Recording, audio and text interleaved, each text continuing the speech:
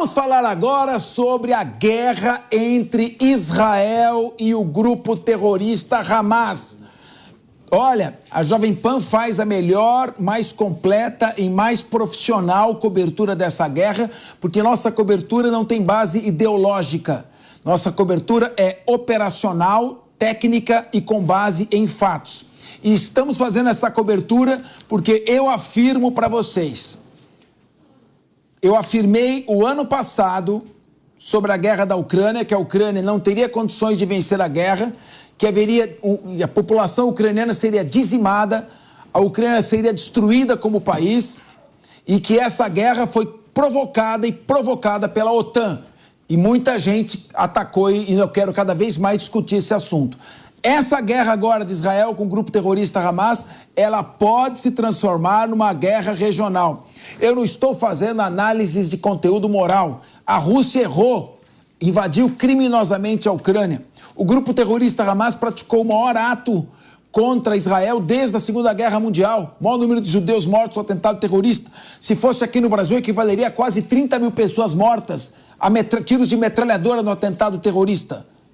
Claro, mas nós estamos fazendo essa cobertura porque existe o risco de uma guerra regional e essa guerra regional se transformar numa guerra mundial. Isto não é exagero. Confira um resumo das últimas 24 horas do conflito na reportagem de Vitor Brown.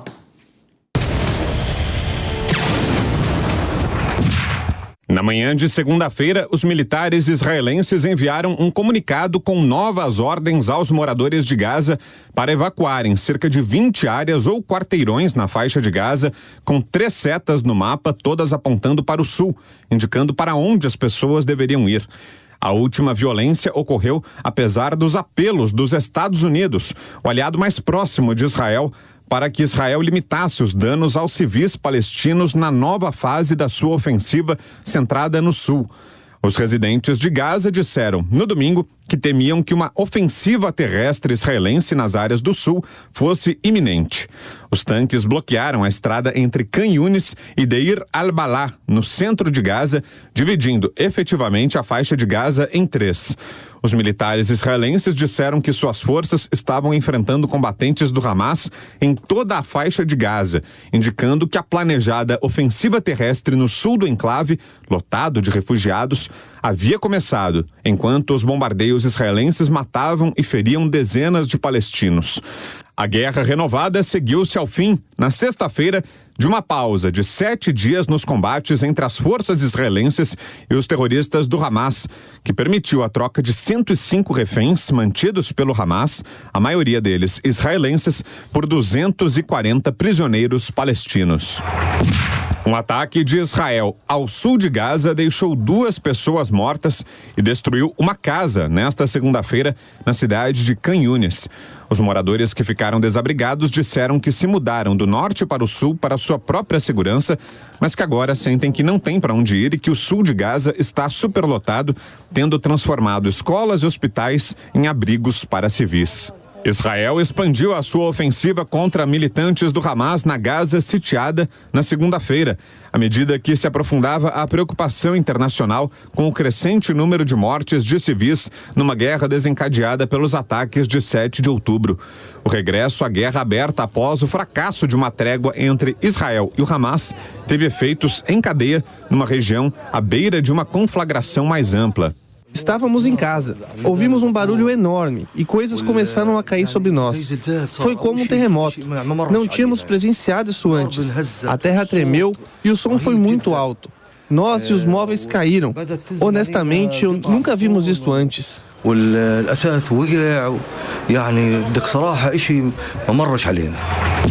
Desde o término da trégua na sexta-feira, os combates em Gaza foram retomados entre o Hamas e o avanço das tropas israelenses, assim como os lançamentos de foguetes dos militantes contra Israel e os ataques aéreos de Israel no território palestino. No fim de semana, os ataques aéreos israelenses no norte de Gaza lançaram espessas nuvens de fumaça e poeira no céu.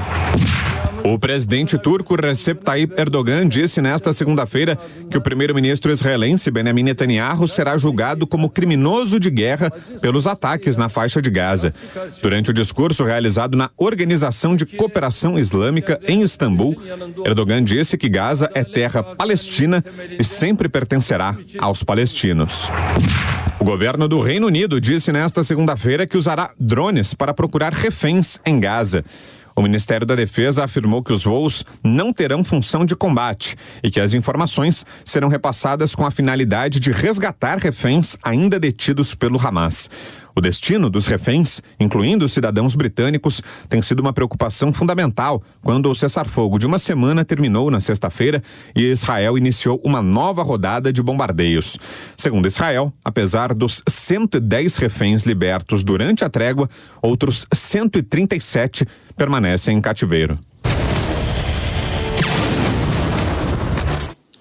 E agora uma boa notícia para aqueles que estão nos acompanhando.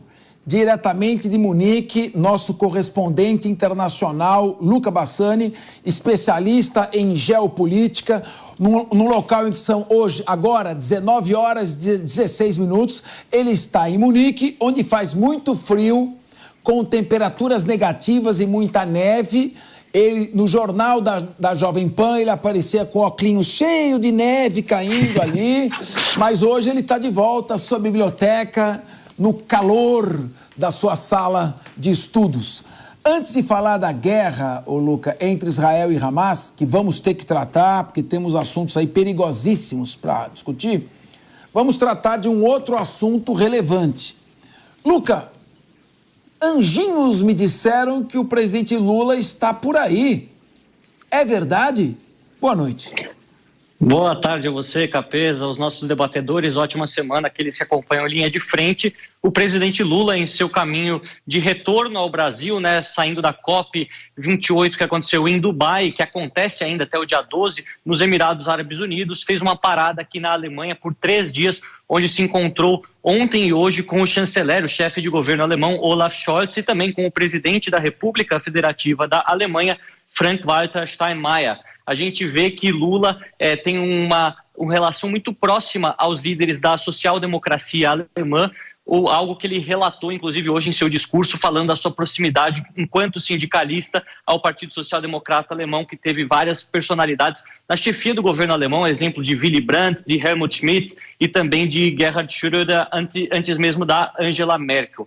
Lula disse que o Brasil está disposto a receber investimentos alemães e que o ano que vem completará 200 anos da imigração alemã ao Brasil e também das 200 anos de relações diplomáticas que os países têm. Portanto, seria muito bem-vindo uma nova rodada de investimentos de empresas alemãs no Brasil que já tiveram muito sucesso e desenvolveram principalmente o sul e sudeste brasileiro. Lula também ressaltou que o Brasil estaria disposto a receber investimentos no que diz respeito à transição energética, à economia verde. Inclusive, nós separamos um trecho da fala do presidente e vamos acompanhar.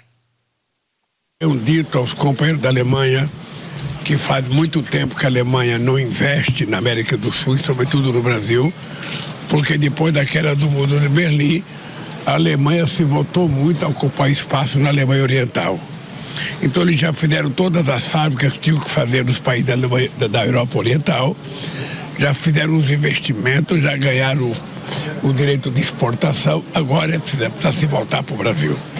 E sobretudo nesse momento que o Brasil está trabalhando a questão de energia limpa, de renovação, transição energética, Amazônia, biodiversidade, o Brasil é a bola da vez, é só investir. Pois é, o presidente que voltou da COP, que cobrou muito os países desenvolvidos por cumprirem com as metas climáticas, hoje na Alemanha disse também que precisa de uma reforma no sistema de governança global, criticando a ONU pelo seu sistema, pelo seu Conselho de Segurança, que tem apenas 5 países com poder de veto, que refletem uma ordem mundial desatualizada. Ele disse que o Brasil, a Alemanha, entre outras nações, teriam o direito de também ter um assento permanente no Conselho de Segurança, além de dizer que a economia verde será o futuro. Esse tema foi mencionado pelo presidente múltiplas vezes. Não podemos nos esquecer que o Partido Verde é um dos partidos governistas aqui da Alemanha e, portanto, poderia também ter poder de decisão decisão em qualquer investimento feito no exterior.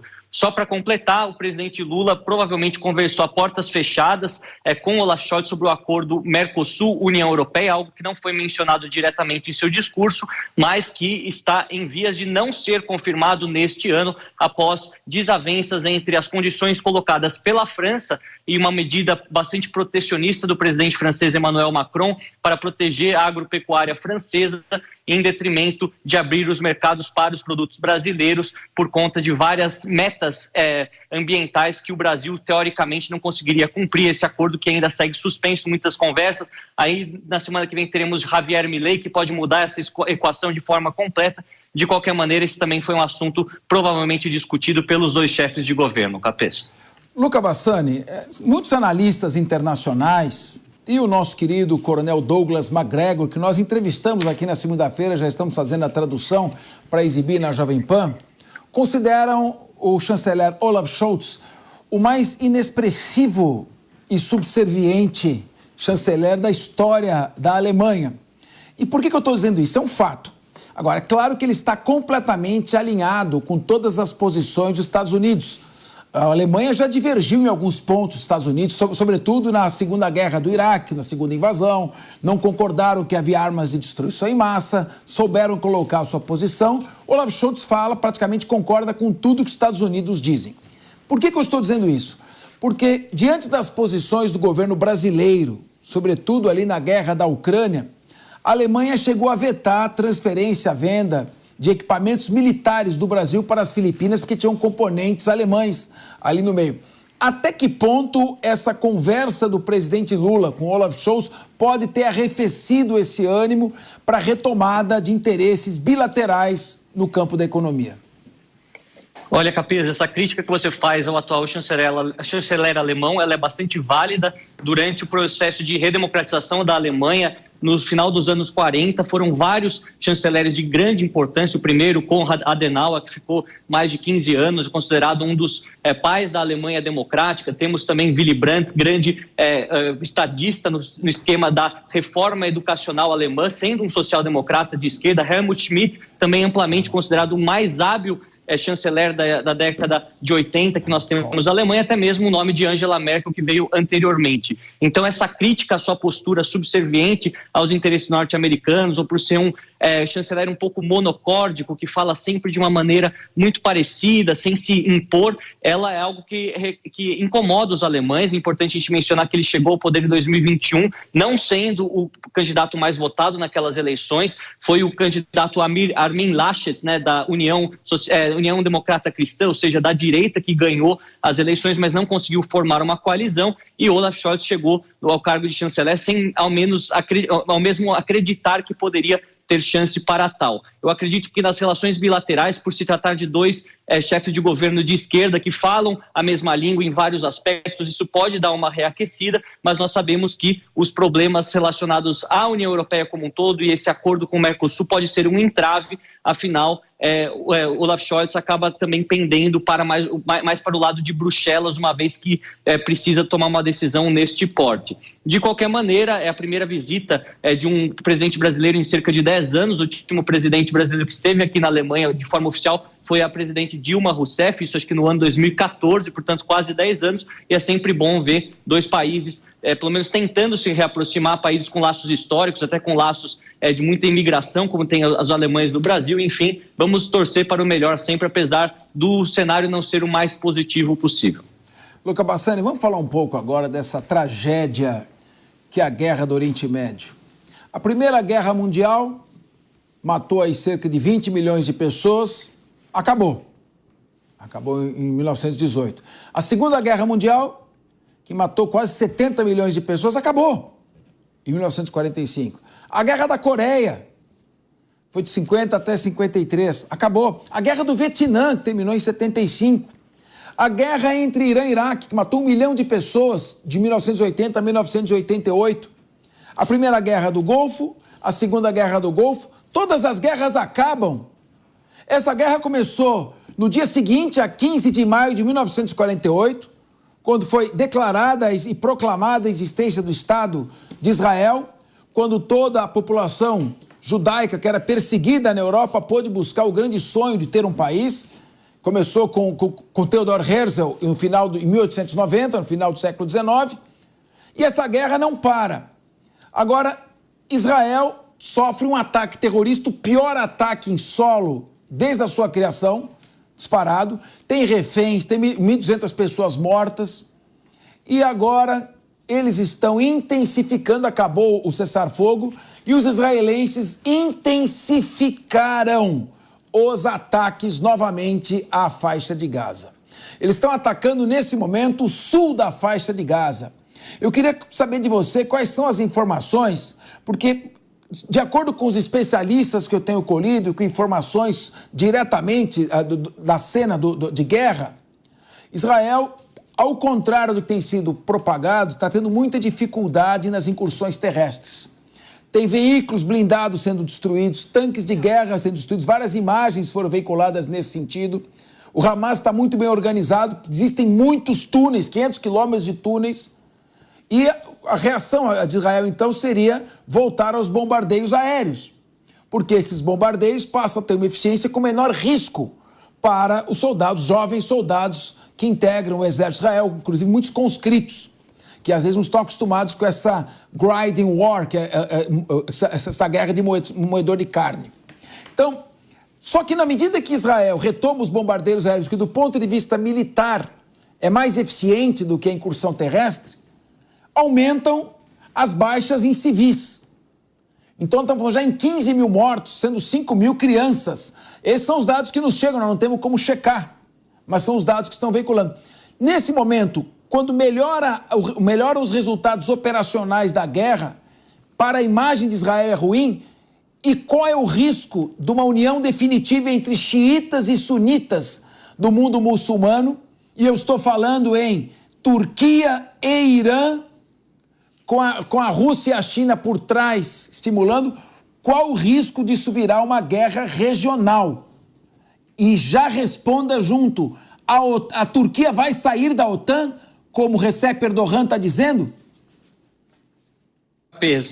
Aquilo que aconteceu nas últimas horas, o que deve ser destacado para a nossa audiência, para o nosso público, é essa intensificação de ataques ao sul de Gaza. Nós, inclusive, entrevistamos várias pessoas que são muito próximas ao exército de Israel, que são, de fato, membros do exército de Israel. O Rafael Rosenstein, por exemplo, um dos soldados israelenses, e disse que o foco seria no norte de Gaza. Inclusive, foi nessa região que foi delimitada uma fronteira para onde seria seguro os civis buscarem refúgio. E agora essa linha não vale mais. No sul, principalmente na cidade de Khan Yunis, Khan Yunis em árabe, ela foi a mais atingida durante as últimas horas, o que mostra que o objetivo de destruir o Hamas, ele agora não está mais concentrado em apenas uma região, mas se tornou generalizado em uma área agora onde tem muitos refugiados, onde tem muitas pessoas buscando um alento, em muitos dos hospitais, das escolas. Enfim, a gente vê também que os britânicos estão utilizando drones de monitoramento para tentar coletar alguma informação que seja crucial para descobrir o esconderijo dos reféns, para que depois os israelenses utilizassem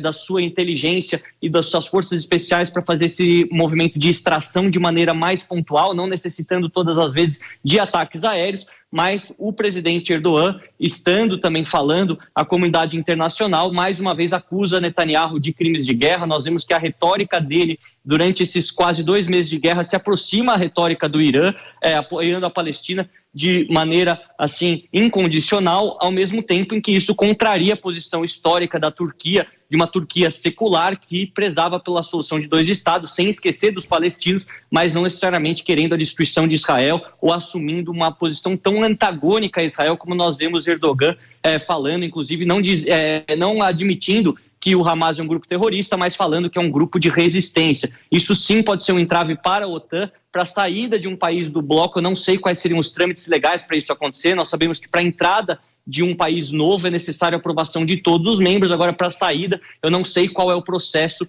como funciona dentro da OTAN especificamente, mas é algo interessante de se observar, considerando que a Turquia não tem só desavenças regionais com outros membros que são fora da OTAN, como é Israel, mas desavenças internas com membros da OTAN, como é o caso da Grécia, que e vira e mexe também recebe ameaças de anexação de ilhas no mar Egeu, etc. Então a gente vê que é uma questão muito, muito complicada e que é necessário observar de perto, afinal a Turquia tem um dos exércitos de maior número de soldados dentro da OTAN e está numa posição estratégica, geoestratégica muito privilegiada entre a Europa, entre o Oriente Médio, não muito distante da África, enfim, a gente sabe os riscos que isso poderia significar. Luca, hoje nós estamos com uma pauta aqui repleta de novidades bombásticas, estamos preocupados aí com guerras. Você torce para o Palmeiras? Não, eu sou Corinthians. Ah, você não é verde, então? Não, sou Porque agora no programa vai entrar Maduro. Então, uma boa noite para você, muito obrigado e vai Corinthians! Vai Corinthians! Muito